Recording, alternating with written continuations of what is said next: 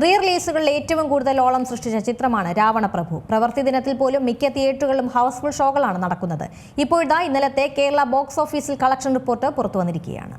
Re റിലീസുകളിൽ ഏറ്റവും കൂടുതൽ ആളുകൾ കണ്ടതും കളക്ഷൻ നേടാൻ പോകുന്ന ചിത്രവുമായിരിക്കും രാവണപ്രഭു. ഇന്നലെ ഒരു പ്രവൃത്തി ദിനമായിട്ട് കൂടി മിക്ക തിയേറ്ററുകളിലും ഹൗസ്ഫുൾ ഷോകളായിരുന്നു നടന്നത്.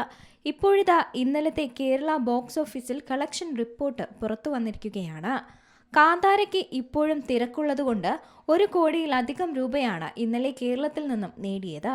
28 ലക്ഷം രൂപയുടെ കളക്ഷനുമായി 2ാം സ്ഥാനത്ത് രാവണപ്രഭു ഉണ്ട്.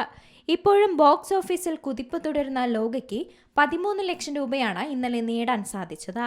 ഈ 2 പുതിയ സിനിമകൾക്കിടയിലും രാവണപ്രഭുവിന്റെ കളക്ഷൻ ഞെട്ടിക്കുന്നതാണ്. ബുക്ക് മൈ ഷോയിലും മണിക്കൂറുകൾ കൊണ്ടാണ് ടിക്കറ്റുകൾ വിറ്റുപോകുന്നത്. രാവണപ്രഭു റിലീസ് ചെയ്ത് 5 ദിവസം കഴിയുമ്പോഴും തിയേറ്ററുകളിൽ ആഘോഷങ്ങൾ തുടരുകയാണ്. തിയേറ്ററുകളിൽ നിന്നുള്ള ആരാധകരുടെ ആഘോഷത്തിന്റെ വീഡിയോയും ചിത്രങ്ങളും ഇതിനോടകം തന്നെ വൈറലാണ്.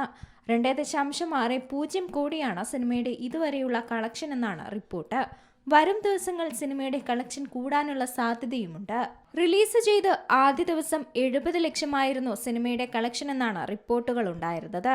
കളക്ഷൻ മികച്ചതാണെങ്കിലും മോഹൻലാൽ സിനിമകളുടെ റീ റിലീസിന് സിനിമകളുടെ കളക്ഷനെ മറികടക്കാൻ രാവണപ്രഭുവിന് ആയിട്ടില്ല.